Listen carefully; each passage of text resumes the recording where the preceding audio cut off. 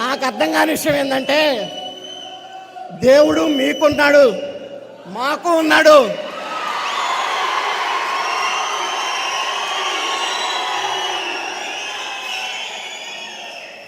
షర్మిలమ్మ గారికి ఉన్నారు దేవుడు, సునీతమ్మ గారికి ఉన్నారు. ఈ ప్రపంచంలో ప్రతి ఒక్కరికి దేవుడు ఉన్నాడు. ఆయన మాట్లాడి చూస్తూ ఉంటే నాకు దేవుడు ఉన్నాడు చూసుకుంటాడంటే, అయ్యా జగన్మోహన్ గారు, నీకేమన్నా దేవుడు వకాల్తా ఇచ్చాడా అని చెప్పేసి నేను అడుగుతా ఉన్నాను.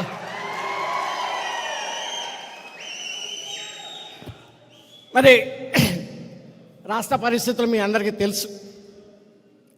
చాలా టైం ఉన్నాయి, ఇంకా పెద్ద పెద్ద విషయాలు చాలా ఉన్నాయి. నేను ఒకటైతే చెప్తున్నా, 2004 నుంచి 2009 వరకు మొత్తం తెలుసు. 2019 నుంచి 24 వరకు నాకు తెలియని విషయాలు ఏమీ లేవు. నేను ఒక డిసిప్లిన్ కలిగినటువంటి పొలిటీషియన్ని. సేమ్ టైం ఈ విషయం నేను పత్రికల ద్వారా ప్రజానికానికి అందరికి కూడా తెలియజేస్తూ ఉన్నాను. అదేవిధంగా మన అందరికీ పెద్దన్నయ్య మెగాస్టార్ చిరంజీవి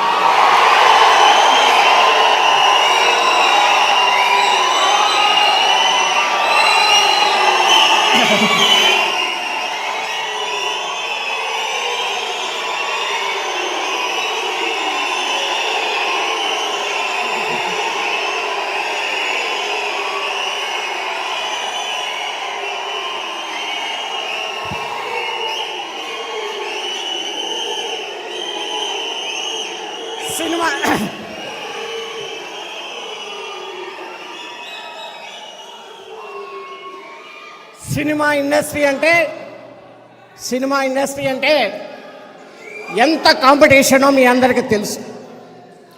ఒక సాధారణ కుటుంబంలో పుట్టి అంచెలంచెలుగా వెదుగుతూ అనేకమైనటువంటి బిరుదులు తీసుకొని ఒక చివరిగా మిగిలింది ఏంటంటే ఒక్క భారత రత్న తప్ప అన్ని స్టెప్పులు ఎక్కినటువంటి వ్యక్తి మన అందరి పెద్దన్నయ్య చిరంజీవి గారి అని చెప్పేసి ఈ సందర్భంగా మనం చేసుకుంటాం. పద్మవిభూషణ్ మనందరికీ ఎంతో గర్వకారణం. నాకు అత్యంత ఆప్తులు, నా శ్రేయస్సు కోరుకునేటువంటి వ్యక్తులు పవన్ కళ్యాణ్ గారు లాగా, నాగబాబు గారు లాగా నా శ్రేయస్సు కోరుకునేటువంటి వ్యక్తులు పెద్దన్నయ్య చిరంజీవి గారని. ఆయన ఒక అజాత శత్రువు అంటే ఉదాహరణ మెగాస్టార్ చిరంజీవి గారు అని చెప్పి సందర్భంగా మీకు మనం చేస్తాం. సో అలాంటి కుటుంబంలో ఈరోజు నేను కూడా మీకు ఒక తమ్ముళ్ళలాగా జాయిన్ కావటం నాకు చాలా ఆనందంగా ఉందని చెప్పి తెలియజేస్తాను.